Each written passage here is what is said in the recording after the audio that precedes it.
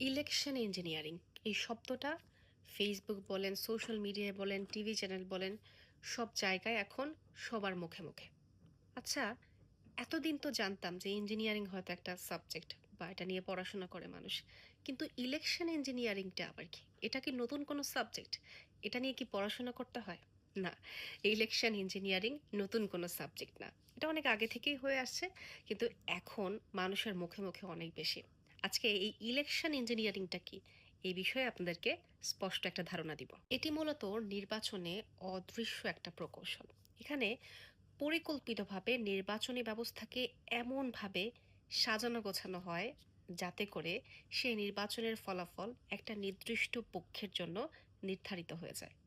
এই ইলেকশন ইঞ্জিনিয়ারিংয়ে আসলে সরাসরি কোনো জালিয়াতি হয় না। অর্থাৎ আপনি দেখছেন কোনো নির্বাচনী সেন্টারে মারধর হচ্ছে বা ব্যালট পেপার নিয়ে যাচ্ছে, এরকম কিছু ইলেকশন ইঞ্জিনিয়ারিংয়ে হয় না।